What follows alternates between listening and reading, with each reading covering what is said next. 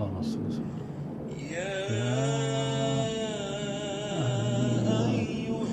الذين آمنوا صلوا عليه وسلموا تسليما.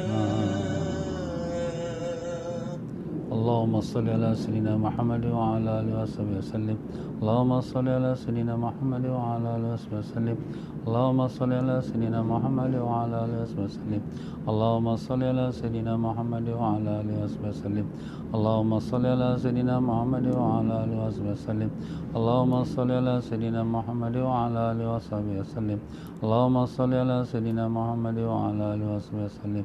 اللهم صل على سيدنا محمد وعلى آله وصحبه وسلم. اللهم صل على سيدنا محمد وعلى آله وصحبه وسلم. اللهم صل على سيدنا محمد وعلى آله وصحبه وسلم. اللهم صل على سيدنا محمد وعلى آله وصحبه وسلم. اللهم صل على سيدنا محمد وعلى آله وصحبه وسلم. اللهم صل على سيدنا محمد وعلى آله وصحبه وسلم. اللهم صل على سيدنا محمد وعلى آله وصحبه وسلم. اللهم صل على سيدنا محمد وعلى آله وصحبه وسلم. اللهم صل على سيدنا محمد وعلى آله وصحبه وسلم. اللهم صل على سيدنا محمد وعلى آله وصحبه وسلم. اللهم صل على سيدنا محمد وعلى آله وصحبه وسلم. اللهم صل على سيدنا محمد وعلى آله وصحبه وسلم. اللهم صل على سيدنا محمد وعلى آله وصحبه وسلم. اللهم صل على سيدنا محمد وعلى آله وصحبه وسلم. اللهم صل على سيدنا محمد وعلى آله وصحبه وسلم. اللهم صل على سيدنا محمد وعلى آله وصحبه وسلم. اللهم صل على سيدنا محمد وعلى آله وصحبه وسلم. اللهم صل على سيدنا محمد وعلى آله وصحبه وسلم. اللهم صل على سيدنا محمد وعلى آله وصحبه وسلم. اللهم صل على سيدنا محمد وعلى آله وصحبه وسلم. اللهم صل على سيدنا محمد وعلى آله وصحبه وسلم.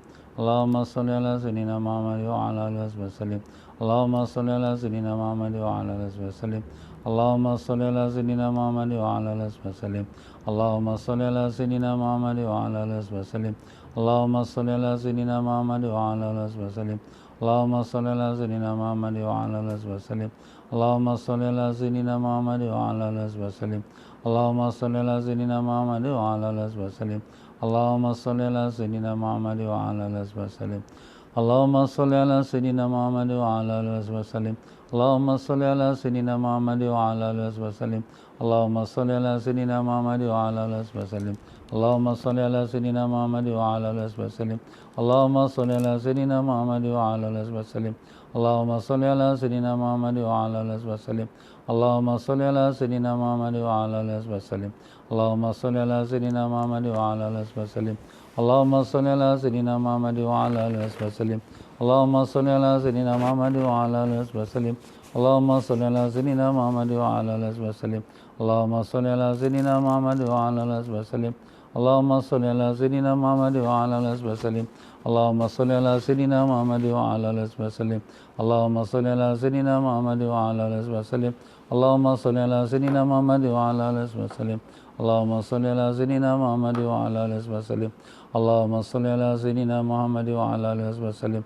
اللهم صل على سيدنا محمد وعلى آله وصحبه وسلم. اللهم صل على سيدنا محمد وعلى آله وصحبه وسلم. اللهم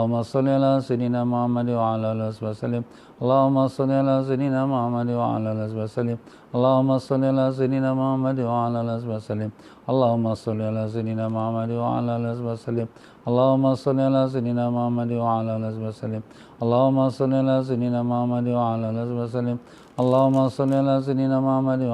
وصحبه وسلم. اللهم صل على سيدنا محمد وعلى آله وصحبه وسلم. اللهم صل على سيدنا محمد وعلى آله وصحبه وسلم.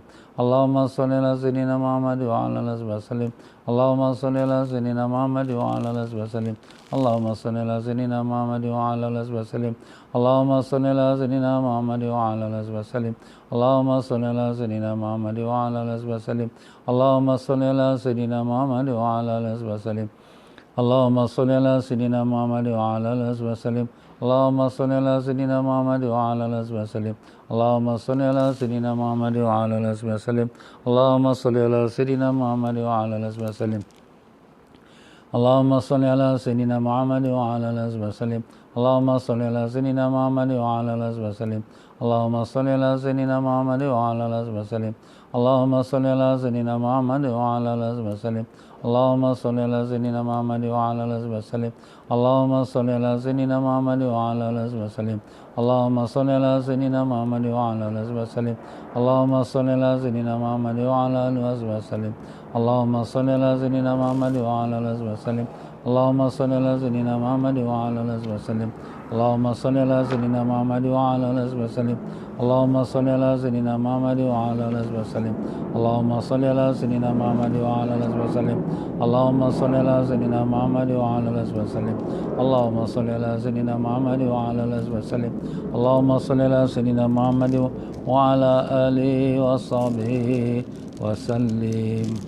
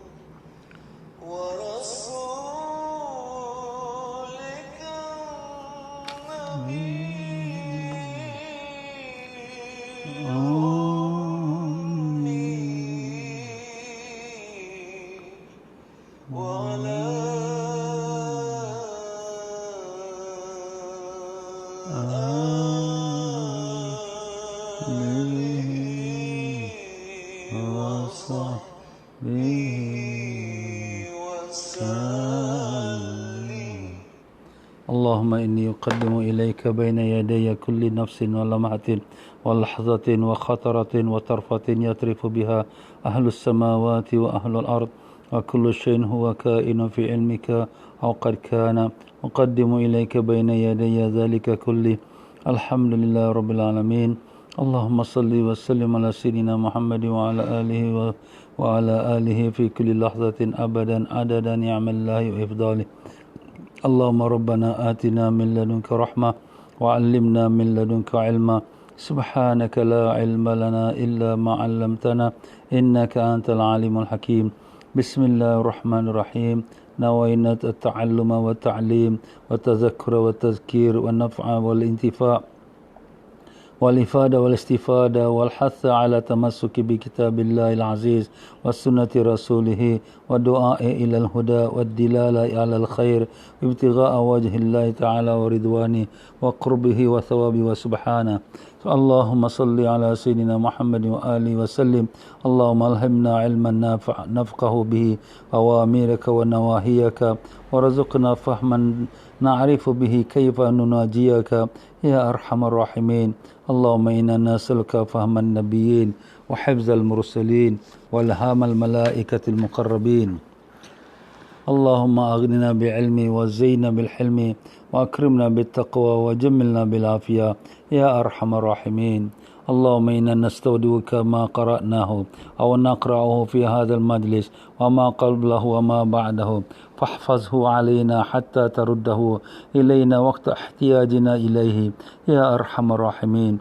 اللهم أكرمنا بنور الفهم وأخرجنا من ظلمات الوهم وافتح لنا أبواب رحمتك وانشر علينا حكمتك يا أرحم الراحمين. سبحانك لا علم لنا إلا ما علمتنا إنك أنت العليم الحكيم.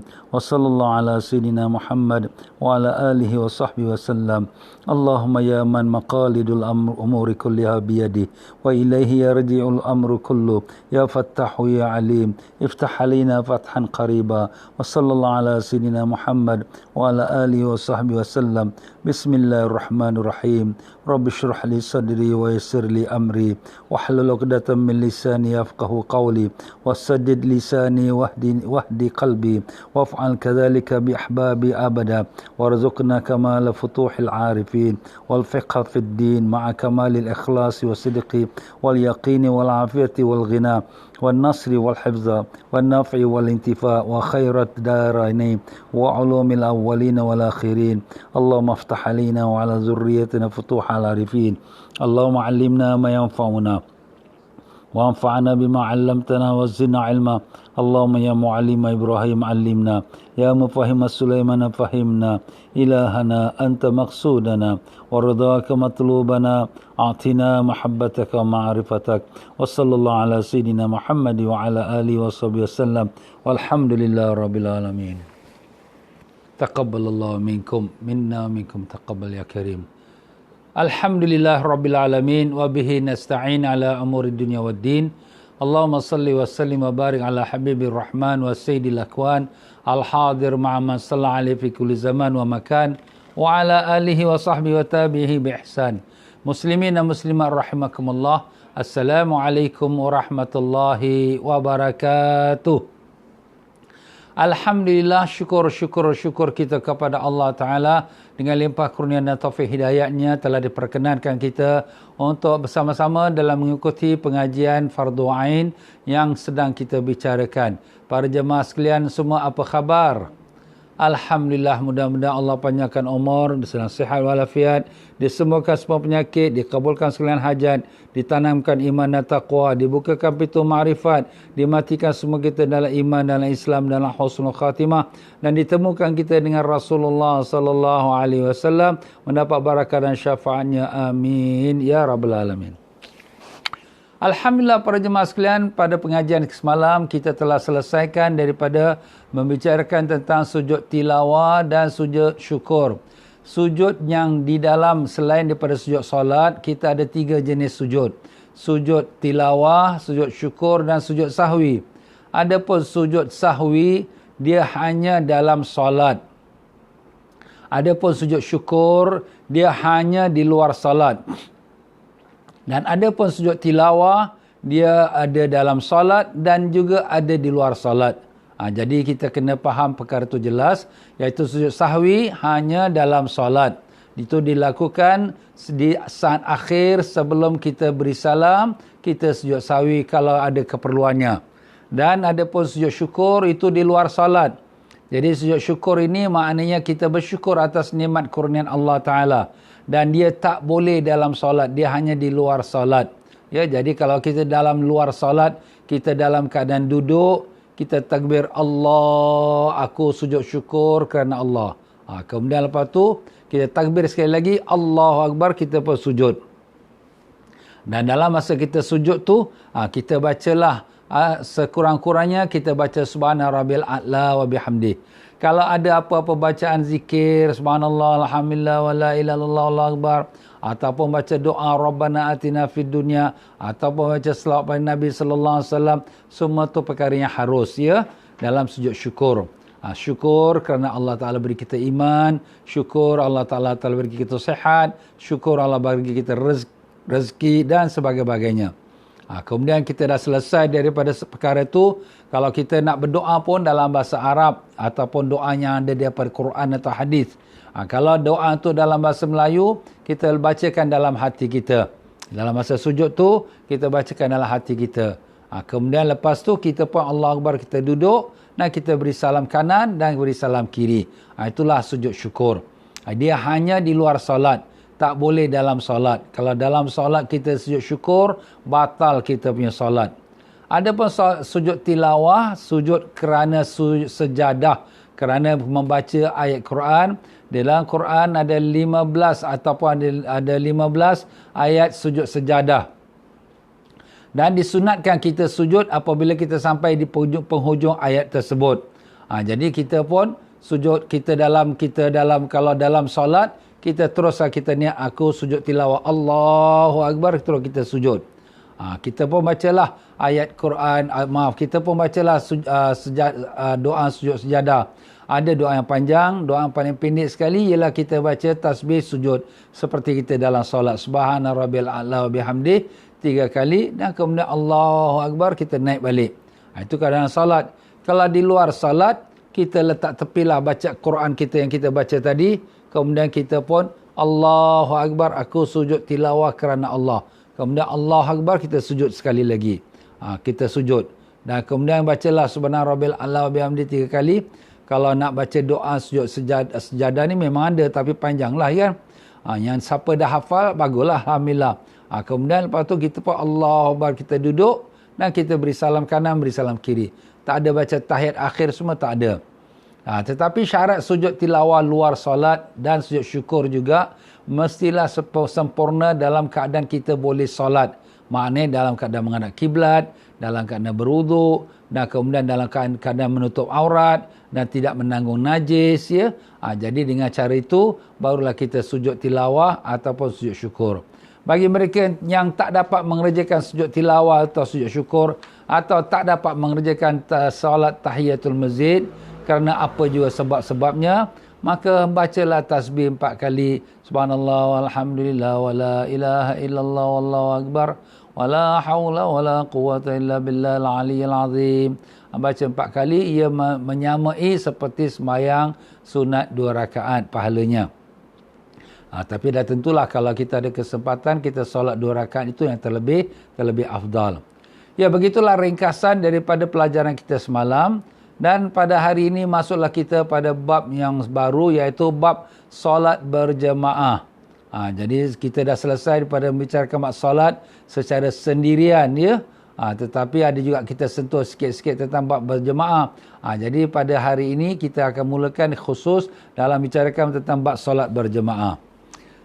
Ya, berkata tuan pengarang kita Al-Habib Sayyid Muhammad Amin bin Idrus Al-Idrus, dan daripada gurunya iaitu Habib Zain bin Semit. Semoga Allah Ta'ala merahmati kedua-dua mereka dan memanjangkan usia mereka dalam sihat walafiat, dan memberkati ilmu mereka dan limpahkan keberkatan ilmu mereka kepada kita, kepada kedua-dua guru kita itu. Kita dengan berkat Nabi SAW kita hadiahkan suratul Fatihah. A'udzubillahi minasyaitonir rajim. Bismillah. Alhamdulillah rabbil alamin arrahmanir rahim maliki yaumiddin. Iyyaka na'budu wa iyyaka nasta'in ihdinas siratal mustaqim. Siratal ladzina an'amta 'alaihim ghairil maghdubi 'alaihim waladdallin.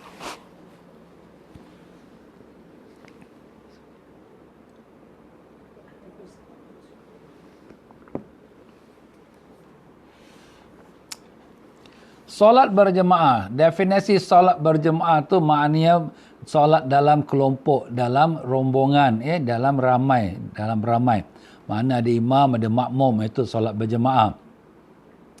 Jadi ukuran solat jemaah tu paling minimum ialah 1 imam, 1 makmum. Itulah namanya solat jemaah, ya. Jadi solat berjemaah ini mempunyai banyak dia punya dalilnya. Bahkan itulah dia amalan Nabi kita Rasulullah sallallahu alaihi wasallam sepanjang baginda berada di kota Madinah Munawwarah. Baginda Nabi sallallahu alaihi wasallam melakukan solat jemaah, dan solat jemaah ini pun banyak faedahnya. Antara faedah solat jemaah itu ialah di mana Allah Subhanahu wa taala menghapuskan kita daripada api neraka, dan juga diterima akan solatnya, dan juga selamat daripada sifat-sifat munafik, dan untuk menghapuskan dosa-dosa dan mendapatkan pahala berlipat kali ganda, dan dapat menolak sifat was-was dan godaan syaitan. Itu antara faedah solat berjemaah. Kelebihan solat berjemaah ni sangat besar sekali.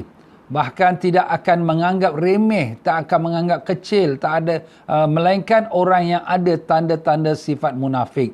Na'udzubillah min zalik. Jadi orang munafik ini memang mereka malas nak pergi solat jemaah, walaupun ada kesempatannya.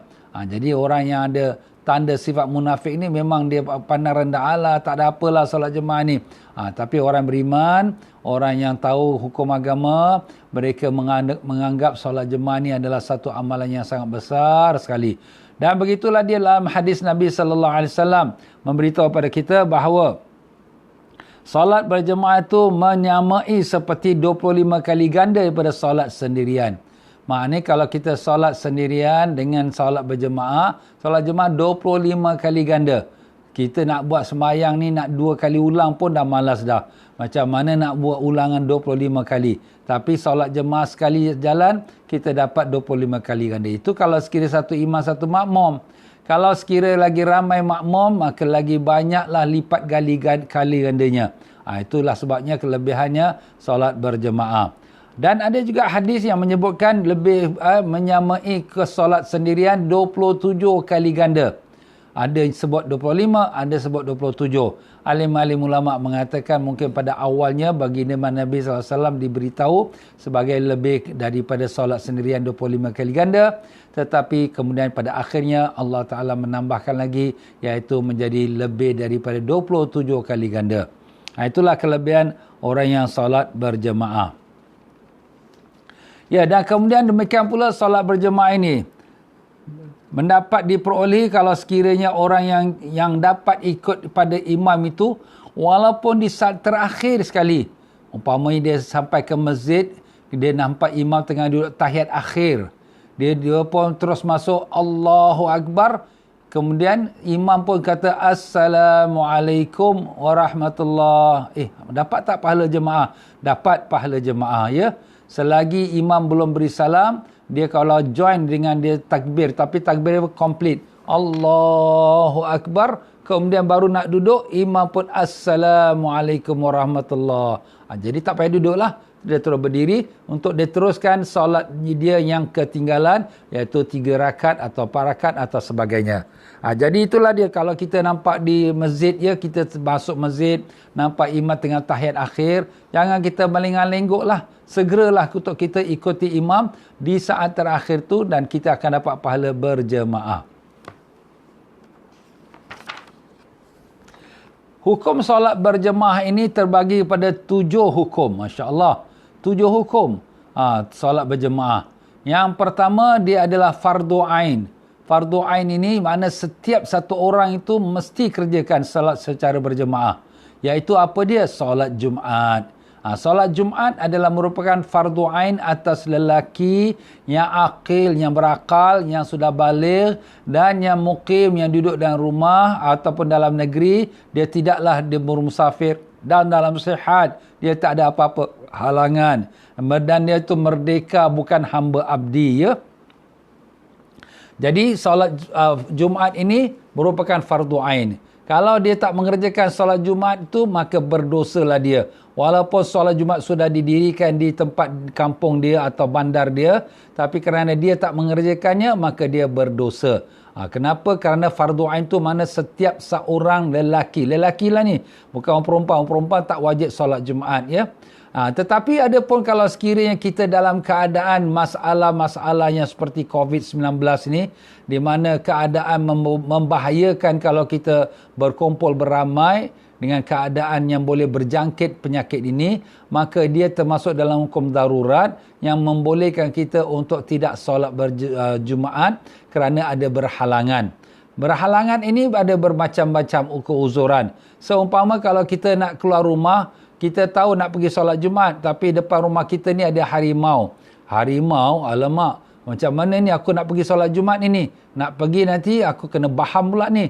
Jadi di sini menunjukkan kepada kita ada sebab yang menghalang kita untuk solat Jumaat. Jadi begitulah juga, walaupun COVID-19 ni satu kuman yang virus yang kita tak nampak dengan mata kita, tapi telah dibuktikan ia merupakan penyakit virus yang boleh berjangkit dengan mudah, ya, kepada sesiapa, maupun dengan bersalaman, maupun dengan kita duduk bercakap depan-depan dia atau sebagainya. Jadi dengan itu, sebagaimana telah difatwakan oleh pihak majlis dan juga oleh pihak banyak alim-alim ulama kita, ya, termasuk daripada Al-Azhar juga, maka dikecualikanlah pada saat ini untuk kita menunaikan solat fardu Jumaat. Tapi Alhamdulillah di tanah air Singapura kita dan banyak juga tempat-tempat lain, ya, sudah mula dibuka masjidnya, tapi dengan jumlah yang terbatas buat saat ini untuk ikuti keadaan perkembangannya. Kalau keadaan makin pulih dan makin baik, insya-Allah mudah-mudahan satu hari semua orang-orang Muslim, lelaki yang sihat, yang berakal, yang baligh boleh melakukan solat Jumaat di masjid-masjid, insya-Allah. Amin. Dan ada pun hukum solat jemaah yang kedua, namanya fardu kifayah. Fardu kifayah tu maknanya kalau ada sebahagian kecil orang dah buat, maka yang lain semua tak menanggung dosa. Tapi kalau sekiranya tak ada satu pun buat, maka yang lain pun berdosa. Jadi begitulah solat fardu yang 5 waktu, iaitu subuh, zuhur, asar, maghrib, isyak, adalah solat berjemaah itu merupakan fardu kifayah. Inilah yang pendapat yang kuat dalam mazhab Imam Syafi'i sebagaimana yang telah disebutkan oleh Al-Imam Nawawi rahimahullah ta'ala. Jadi kalau dalam satu kampung masjid tu kosong, tak ada siapa sembahyang subuh berjemaah, maka dengan itu berdosalah satu kampung tu. Kalau masjid itu ada 5 orang atau 4 orang yang melakukan solat subuh berjemaah, maka orang yang lain pun sudah gugurlah kewajipan mereka solat berjemaah. Itulah dia fardu kifayah daripada solat 5 waktu. Dan ada pula yang hukum solat berjemaah itu menjadi sunat.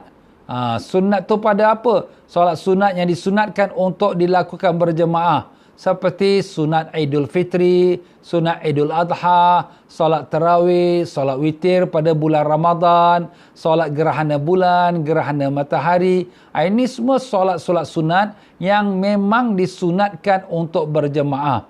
Jadi hukum solat ini namanya hukum solat berjemaah tu sunat. Kalau kita buat sendirian pun sah juga, boleh, tak adalah batal ke ya. Cuma afdalnya dibuat berjemaah. Dan ada pula yang dinamakan solat berjemaah tu mubah. Mubah tu mana harus. Buat pun boleh berjemaah, tak buat berjemaah pun boleh. Seperti kita sembahyang sunat yang tak disuruh kita berjemaah, seperti solat sunat duha, ya, solat sunat qabliyah, ba'diyah. Ini sembahyang sunat memang tak disuruh kita berjemaah. Tapi kalau ada orang nak buat berjemaah, harus hukumnya. Tak buat berjemaah, memang itulah asalnya dan dasarnya. Jadi itu tak bolehlah kita mengingkari ataupun menyalahkan. Sebab ada kadang-kala ada dibuatkan camping untuk mendidik jiwa anak-anak muda. Adakan dibuat ke perkhemahan, dilakukan solat jemaah untuk solat duha. Kenapa ni solat duha berjemaah ni? Tak ada, nak melatih-latih anak-anak ini supaya membiasakan mereka solat duha. Walaupun solat duha tu memang tak disuruh kita berjemaah, hukumnya harus. Dan demikian pula ada solat jemaah yang namakannya khilafu aula. Khilaf aula tu mana? Menyalahi keutamaan. Menyalahi keutamaan iaitu kalau tak buat bagus, tapi kalau buat taklah salah, ya. Iaitu iaitu antara imam dan makmum berbeza dia punya niat fardu dengan sunat. Imam sembahyang fardu, makmum sembahyang sunat. Imam sembahyang sunat, makmum niat sembahyang fardu. Sah ke sembahyang? Sah. Ya, tetapi dia khilafu aula. Khilafu aula tu dia bukan makruh, ya. Dia merupakan harus, tapi lebih baik kalau ditinggalkan. Itu saja. Umpama kalau kita sembahyang tarawih, kita ikut imam sembahyang tarawih, tapi kita ni banyak qada. Jadi kita niatkan aku sembahyang qada dan tarawih ikut imam. Tak apalah. Itu kalau kita ada niat tarawih juga, itu tidak menyalahi, tidak dinamakan khilafu aula, tidak dinamakan menyalahi keutamaan, ya. Itu memang ada niat tarawih. Tapi maksudnya kalau imam sembahyang, ya, misal kata sembahyang sunat, kita sembahyang fardu, ya, semata-mata fardu saja. Itu ada khilafu aula. Makna khilafu aula menyalahi keutamaan. Tapi itu bukan makna makruh, tidak, ya. Dia hukumnya harus, cuma menyalahi keutamaan. Dan ada pula yang dinamakan solat yang jemaah tu makruh. Makruh tu bila? Apabila kita tahu imam tu orang fasik. Fasik tu maknanya orang yang maksiat, ya. Ataupun orang ahlul bid'ah. Ahlul bid'ah tu maknanya orang yang tak mengikut pegangan ahlus sunnah wal jamaah, ya. Jadi lebih baiklah kita tidak ikuti dia. Kalau kita ikut dia, sembahyang dia pun makruh hukumnya. Tapi kalau keadaan terdesak, ya, sebagaimana kita takut nanti dia akan menghukum kita kerana dia seorang pemimpin, tapi dia maksiat kerana dia seorang ketua. Jadi kalau kita tak ikut dia, nanti kita kena denda atau sebagainya. Itu pun dibolehkan kerana dasar darurat, tapi hukumnya makruh kalau kita ikut imamnya sedemikian. Dan ada pula solat jemaah itu menjadi hukum haram. Haram, macam mana pula jadi hukum haram? Haram tu terbagi pada dua. Ada kala haram tapi sah salatnya. Seperti sembahyang di tempat tanah yang dirampas. Tanah yang dirampas tu, itu bukan hak kita. Kita sembahyang di situ. Haram tapi sah sembahyangnya. Seperti kita curi baju dan kita pun buat sembahyang. Kita buat sembahyang tu, pakaian tu menutup aurat, sah. Tetapi kerana baju yang kita ambil tu baju curi daripada hak orang, haram, berdosa. Tapi sah sembahyang. Itu umpamanya, ya. Dan ada pula ada kala haram dan tidak sah salatnya. apabila antara salat imam dan makmum berbeza tata tertib. Macam mana berbeza tata tertib? Imam sembahyang jenazah, kita sembahyang fardu zuhur. Imam ni tak rokok-rokok. Macam mana imam nak rokok? Imam sembahyang jenazah, yang kau pergi ikut berapa? Haram dan tidak sah salatnya. Nampak tuan-tuan? Jadi kita nampak orang berjemaah, jangan terus terjun. Sembahyang apa tu? Tengok depan ada jenazah. Oh, sembahyang jenazah. Habis ustaz kita tak perasan ada jenazah kat depan. Kita pun takbir Allah Akbar. Kemudian imam takbir tapi tak rokok-rokok. Takbir tak rokok. Yelah rupanya sembahyang jenazah. Habis kalau macam tu buat apa? Kita niat mufarakah. Aku berpisah dari imam. Jadi dengan itu kita pun sembahyanglah sendirian. Ya, begitulah dia beberapa perkara tentang hukum solat berjemaah. Jadi sekarang bila kita nak solat berjemaah ni, apa syarat-syaratnya?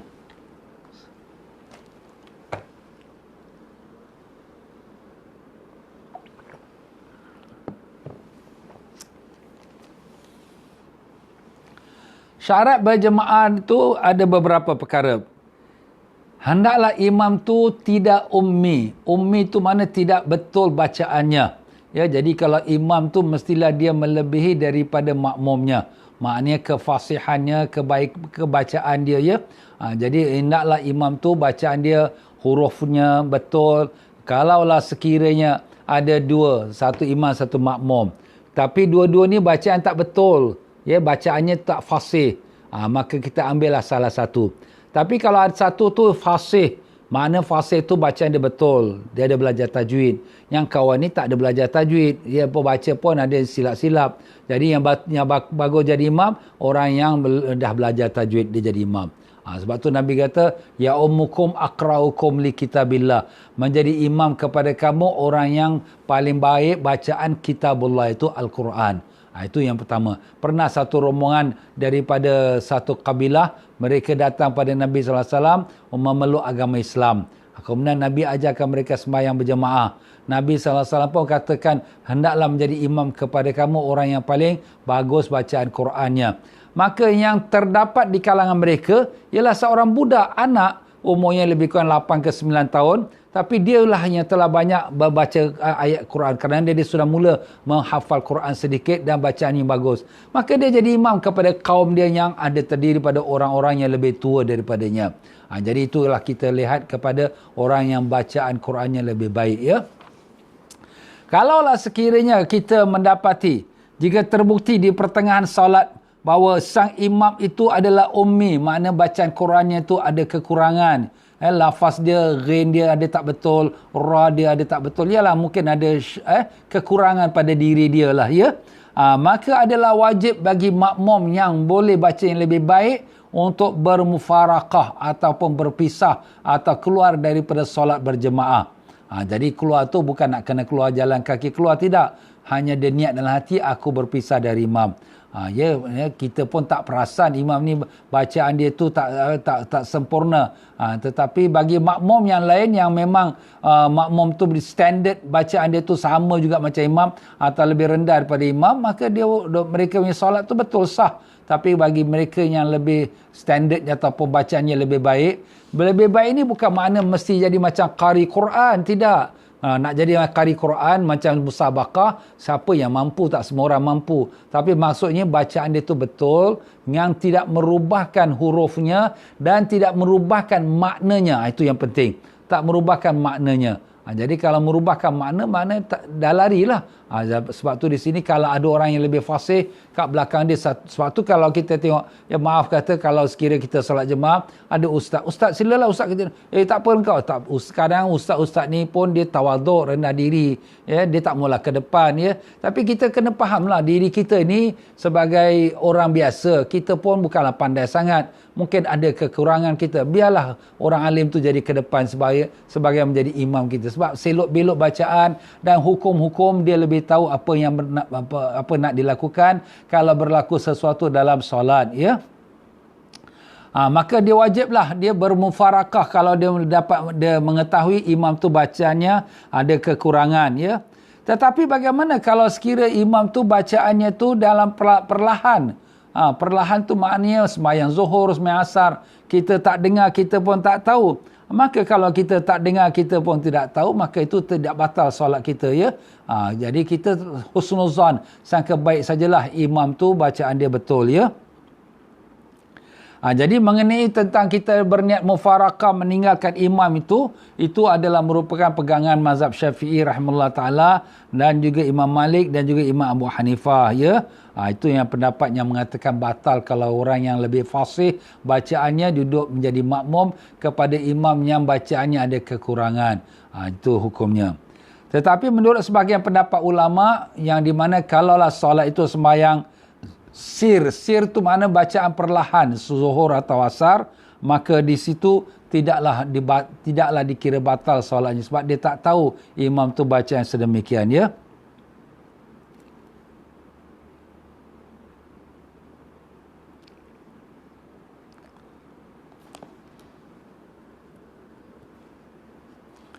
Tetapi dalam masalah ini, dalam mazhab Syafi'i juga ada berbeza pendapat lah, ya. Dalam mazhab Syafi'i pun ada berbeza pendapat. Ada yang di mana Imam Muzni seorang ulama juga murid pada Imam Syafi'i rahimahullah ta'ala mengatakan walaupun dalam solat sir atau jahar, kalau imam tu ummi, bacaannya kurang fasih, maka solat makmum tu tetap sah, ya. Jadi di situ ada sedikit perbezaan antara alim ulama. Jadi kalau kita tak begitu senang kalau kita nak berpisah dari imam dengan keadaan orang ramai, kita seorang pula semain sendirian, mungkin kita boleh pegang pada pendapat yang kedua dalam mazhab Syafi'i ini untuk kita teruskan saja solat berjemaah dengan imam tersebut, ya. Jadi itu yang pendapat yang kedua lah dalam mazhab Syafi'i tentang imam tu bacaannya kurang sempurna dan itu makmumnya lebih baik daripada imam. Dan kemudian posisi dirinya makmum dengan imam. Makmum mesti belakang imam, ya. Jadi posisinya belakang imam tu maknanya sekira-kira tumit dia tu di belakang tumit imam. Ini kalau dia seorang sendirilah, satu imam satu makmum, ya. Kalau satu orang satu makmum, jadi tumit si makmum di belakang tumit imam. Dia tak mestinya sampai ke belakang, tidak, ya. Kalau lah satu imam satu makmum, dia sebelah kanan pada imam, tapi tumit dia saja kat belakang. Jadi ini tumit imam, tumit imam dengan tumit makmum ke belakang sikit. Bukanlah maknanya mesti makmum tu sampai satu depa ke belakang, tidak, ya. Tetapi kalau sekiranya makmum itu sembahyang duduk, dia satu orang saja. Kalau sembahyang 3-4 orang dah memang saf dekat belakang lah. Tapi kalau makmum tu sembahyang duduk, imamnya sembahyang diri, macam mana nak kira dia punya tumit sedangkan dia sembahyang duduk? Jadi dikira pada ponggongnya makmum tu. Jadi kalau imam sembahyang berdiri, jadi kalau imam sembahyang diri, ponggong makmum tu duduk tu mesti belakang daripada tumitnya imam.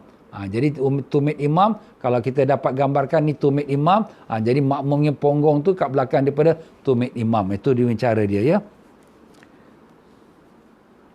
Jika sekiranya posisi makmum tu sejajar dengan imam, sejajar dengan imam tu maknanya sama, dia straight line, imam dengan dia pun sama-sama straight line. Kalau sejajar dengan imam, maka hukumnya adalah makruh dan solatnya adalah sah. Sah solat tapi tak dapat pahala berjemaah, ya. Kalau dia punya posisi makmum tu depan pada imam, maka tak sah solatnya dalam mazhab Syafi'i, tak sah, ya. Tapi dalam mazhab Maliki dikira sah, tapi mazhab Syafi'i tidak dikira sah, ya. Kalau sekiranya kita sembahyang kat Masjid Nabawi, ya, imam kat dalam masjid tapi makmum di luar masjid di depan, itu dalam mazhab Syafi'i tidak sah. Tetapi dalam mazhab Maliki dibolehkan, ya. Itu kita akan sampai pada bab nanti pembicaraan tentang saf, ya. Dan syarat makmum mengikut imam mestilah mengetahui gerakan imam. Dia mengetahui gerakan imam tu macam mana? Dengan mendengarkan suara imam baca kuat, mikrofon pun kuat, ya. Imam Allah Akbar dia pun dengar, ya. Dia tahu gerakan imam. Ataupun dia dapat melihat imam. Nampak imam kat depan dia belakang saf 1, saf 2 saja, nampak imam. Ataupun melihat saf yang belakang sekali daripada imam. Jadi masjid tu besar, ya. Jadi dia tak nampak imam tapi nampak saf kat belakang. Saf tu mungkin dah nombor 10 punya saf. Tapi nampaklah saf tu rokok, dia ikut rokok lah. Sebab saf tu ni ikut yang depan tu ikut depan tu ikut pada imam. Ataupun dia mendengar suara mubaligh. Mubaligh tu siapa? Orang yang menyampaikan takbir gerakan imam. Jadi kadang-kadang ada masjid-masjid dia, bila imam Allahu Akbar, ada orang kata Allahu Akbar. Bila imam kata Sami Allahu liman hamidah, dia pun pakai Rabbana lakal hamd. Itu namanya orang tu mubaligh. Mubaligh itu mana? Menyampaikan. Tetapi untuk orang mubaligh ini, dia kena faham ya, dia tak boleh niat untuk nak menyampaikan semata-mata. Kalau dia niat untuk menyampaikan ataupun nak beritahulah imam sekarang rukuk, imam sekarang i'tidal, imam sekarang sujud, maka batal solatnya. Kenapa ustaz? Sebab dia punya niat untuk beritahu. Memberitahu itu bukan perkara dalam semayang, itu di luar semayang, memberitahu. Habis macam mana? Melainkan kalau dia niatkan zikrullah, dia sebut Allahu Akbar tapi niat hati zikrullah. Atau dia niat dua-dua, niat untuk beritahu dan juga niat zikrullah. Allahu Akbar, hati dia aku nak beritahu dan aku pun niat zikrullah. Itu dibolehkan. Two in one boleh. Tapi kalau hanya niat kerana untuk beritahu, itu sudah kira sebagai dia bercakap walaupun dengan nama Allahu Akbar. Tetapi itu sudah niat tu menghukumkan dia. Jadi itulah dia, kita kena jaga hati-hatilah ya. Kalau sekiranya ada orang nak menjadi mubaligh ya. Ini kadang-kadang berlaku bila tempat tu tak ada mikrofon lah ya. Kadang-kadang ada mikrofon juga tapi dah jadi macam kebiasaan ya. Suara imam tu bukan tak dengar, tapi dah jadi kebiasaan. Bilal tu akan menyahutkan suara imam tu. Sami Allahu liman hamidah, Rabbana lakal hamd umpamanya. Jadi itu sebagai contohlah ya. Dan begitu pula imam dengan makmum harus berada pada satu ruangan. Jadi dalam satu ruangan tu mana dalam satu tempat, dalam satu kawasan ya. Adapun kalau sekiranya berpisah, kalau dalam masjid, maka imam dan makmum itu boleh lebih daripada 150 meter berpisah. Maknanya imam di depan, makmum kat belakang sekali. Tapi dalam satu masjid, boleh dibolehkan lebih daripada 150 meter pun boleh. Kenapa boleh? Sebab memang masjid itu dibina untuk solat. Jadi kalau sekiranya dalam mana kawasan masjid pun diberikan kemaafan kalau jauh daripada imam, kerana memang masjid dibina untuk solat. Jadi tapi tak adalah, kita pun tak buat macam tu ya. Jadi di sini kalau timbul persoalan di mana ada orang kata, habis ustaz kita ni semayang berjarak 1 meter ni boleh ke, sah ke semayang? Kita cukup syarat semayang kita sah. Apa itu syarat semayang? Rukun yang 13. Kita dah sebutkan rukun semayang 13 perkara. Nah, kemudian kita tahu gerakan imam. Ni kita tengah bicarakan ni. Kita tahu gerakan imam ya. Dan imam tu bacaannya lebih fasih daripada kita. Maka dengan itu sahlah semayang kita. Habis dia berjarak-jarak ni, itu kalau kita sengaja dengan tanpa uzur, makruh lah. Makruh. Tetapi tidaklah batal. Kalau tanpa uzur, ni kita ada uzur. Uzurnya apa? Ada masalah. Masalah virus. Jadi itu bukanlah satu perkara yang kita sengajakan ya. Jadi sebab tu di sini kadang-kadang kita lihat ada banyak orang komen-komen yang hantam ini. Minta maaf lah banyak ya. Perkara ini bukan satu perkara yang diada-adakan, tapi perkara yang sudah ada pembahasannya oleh ulama kita dari dahulu lagi. Walaupun zaman dulu mungkin tak ada COVID-19, tak ada. Tapi sudah ada pembahasan masalah darurat dan sebagainya yang mengharuskan kalau keadaan memerlukan ya. Dan jika imam dan makmum berada di luar masjid, di tanah lapang, di padang, di stadium umpamanya, maka makmum dan imam tu tak boleh terpisah lebih pada 150 meter, tak boleh terpisah. Kalau dalam masjid terpisah lebih 150 meter boleh. Macam Masjid Sultan lah kita kata. Panjang. Ya, mungkin Masjid Sultan tu tak tahu berapa ratus meter tu ya. 200 meter agaknya. Atau lebih lagi ya. Tapi kalau sekiranya kita di luar masjid. Luar masjid tu macam di stadium lah kita kata. Antara imam dan makmum tu jauh terpisah. Jadi ini tak boleh terpisah lebih ber 150 meter antara imam dan makmum. Baiklah, kalau sekiranya imam tu dalam masjid, makmum tu di luar masjid, maka makmum itu tak boleh terpisah daripada akhir masjid, tak boleh lebih daripada 150 meter. Tak boleh terpisah daripada akhir masjid. Akhir masjid, bangunan masjid. Jadi masjid tu besar. Bangunan dia tu antara kita dengan bangunan kita jauh, tapi tak boleh lebih daripada 150 meter. Ini umpama kalau kita semayang di Mekah lah ya. Ke Makkah atau Madinah ya. Masjid dah penuh. Kita tak dapat semayang dalam masjid. Kita semayang kat luar masjid. Kita semayang luar masjid. Tapi Alhamdulillah, kita semayang luar masjid, depan kita ada soft sampai bersambung dalam masjid. Tak apa. Tapi kalau kita semayang di luar masjid tu, depan kita tak ada soft. Kita dah tengah-tengah jalan, kita nak dengan imam semayang, kita terus Allah Akbar, kita semayang. Boleh ke? Tapi antara kita dengan masjid tak boleh lebih daripada 150 meter. Itu jarang-jarang berlaku lah ya. Cuma nak kita bagi tahu. Tapi kalau orang yang semayang berjemaah sampai melimpah softnya sampai keluar, itu tak ada masalah. Sebab memang saf tu bersambung. Dia dalam masjid dah penuh, kemudian luar masjid ada satu saf lagi. Itu tidak dinamakan terputus saf, tidak ya. Jadi itu masih lagi sah. Dan syarat menjadi makmum dengan imam solat berjemaah itulah, mestilah makmum itu wajib niat ikut imam atau niat berjemaah. Mestilah dia niat, aku solat fardu zuhur ikut imam, atau aku solat fardu zuhur menjadi makmum. Itu maknanya dia berjemaah. Kalau dia tak niat untuk menjadi makmum atau ikut imam, tapi di sembahyang dia ikut imam, Allahu Akbar, dia pun rukuk. Sami Allah liman hamidah, dia pun bangun. Allahu Akbar, dia pun sujud. Tapi dia tak niat ikut imam. Jadi hukumnya solat makmum ini batal, tak sah. Kenapa Ustaz? Sebab tak cukup syarat. Engkau ikut imam, tapi engkau tak niat ikut imam. Jadi berkata dalam kitab Imam Nawawi rahimahullah ta'ala, apabila salat seseorang itu terikat, tergantung dengan salat seorang yang lain, sedang dia tak niat ikut imam atau tak niat jadi makmum, maka salat dia ini batal, tak sah, tak pakai. Ini tuan-tuan dan puan-puan pun kena jaga juga ya.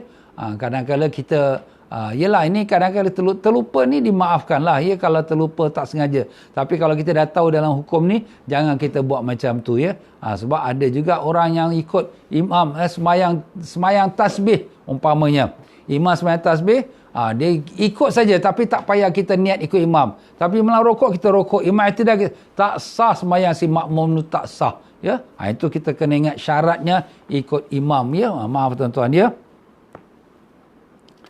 Dan begitu juga syarat ikut imam tu hendaklah kebersamaan pergerakannya. Macam kita dah sebut tadilah, persamaan gerakannya. Makna geraknya macam kita semayang zuhur, imam semayang isyak, kita semayang maghrib, imam semayang asar, tak apa. Sama, rukuk, i'tidal, sujud semua sama. Cuma beza pada rakaat. Tetapi kalau sekiranya imam semayang jenazah, kita semayang fardu zuhur, memang tak boleh. Sebab semayang jenazah tak ada rokok, tak ada sujud. Engkau ni semayang zuhur nak rokok macam mana? Itu tak sah semayangnya kalau tak bersamaan pergerakannya makmum dengan imam. Dan jika makmum tidak boleh mendahului imam. Makmum tak boleh mendahului imam. Dia nama ikut imam tapi dia cepat daripada imam. Siapa yang jadi imam ni? Makmum imam ke imam yang jadi imam? Mana satu? Tak tahulah dia ni semayang lebih pada aku pula. Nampak? Ini makmum tak boleh melebihi pada imam. Jika mendahului imam dengan dua rukun fi'li, dengan tanpa uzur, atau lambat daripada imam dengan dua rukun fi'li dengan tanpa uzur, maka batal salat si makmum tersebut. Jadi imam tengah baca surah, makmum ni Allah Akbar rukuk, imam masih lagi baca surah, ini dah satu rukun. Makmum pula i'tidal buat sami Allah liman hamidah, imam masih lagi baca surah lagi, ini dah dua rukun. Dia bila nak turun pergi ke sujud saja, pop, batal sembahyang si makmum ni kerana sudah melebihi pada imam dua rukun fi'li. Ataupun dia lambat daripada imam dua rukun fi'li. Dia lambat pada imam dua rukun fi'li tanpa uzur. Imam rukuk, dia masih lagi baca surah. Surah hukumnya baca apa? Hukum dia hukum sunat. Imam i'tidal, imam dah dua rukun ni, dia masih baca surah lagi. Dia syoklah dengan bacaan surah dia. Imam turun ke sujud, maka batallah solat si makmum ni. Jadi makmum dia tak boleh lambat dan tak boleh lebih cepat pada imam 2 rukun fi'li. Kalau tanpa uzur. Nanti kita akan sebutkan bab uzur ni, kita akan sebut apa uzurnya. Kalau dia mendahului imam 1 rukun fi'li. Dia mendahului imam 1 rukun fi'li, maknanya bila imam tengah berdiri, dia rokok dulu. Kemudian imam pun rokok. Kemudian bila dah rokok, dia i'tidal dulu. Sami Allah liman, imam baru i'tidal. Jadi sentiasa dia melebihi pada imam 1 rukun. Maka hukumnya adalah haram. Tapi salatnya sah. Salatnya sah. Haram tu apa Ustaz? Haram tu berdosa lah. Tapi salatnya sah. Ya, jadi itu kita jangan buat macam tu. Dan ada pun dia mendahului imam sebahagian daripada rukun. Sebahagian tu maknanya tak 100%. Jadi umpamanya, imam baru Allahu Akbar, dia dah rukuk dah sampai. Imam belum sampai, imam baru nak bongkok. Imam baru Sami Allah, dia dah Sami Allah, dia berdiri dah. Ya, dia dah melebihi imam. Tapi bukanlah melebihi 1 rukun, tapi sebahagian pada rukun. Imam baru nak pergi sujud, Allah Akbar, dia dah sampai sujud dah. Cepatlah dia ni, Superman dia ni. Apa hukumnya? Hukumnya haram, berdosa dan sah salatnya, ya.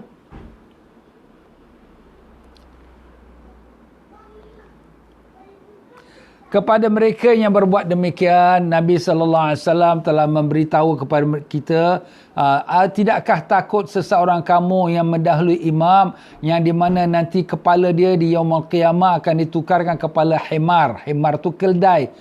Apa makna himar tu keldai tu? Makna menggambarkan kebodohan. Kamu ni kata ikut imam, tapi kamu mendahului melebihi pada imam pula. Dan demikian juga Nabi SAW bersabda, orang yang turun dan berdiri sebelum imamnya, sesungguhnya kepalanya di tangan syaitan. Jadi maknanya dia tu di dalam, kepala dia dipegang dan dikuasai oleh syaitan. Na'udzubillah min zalik. Jadi kita berhati-hatilah perkara ini. Dan makmum harus mesti mengikut imam dalam melakukan sunat-sunat yang dilakukan oleh imam.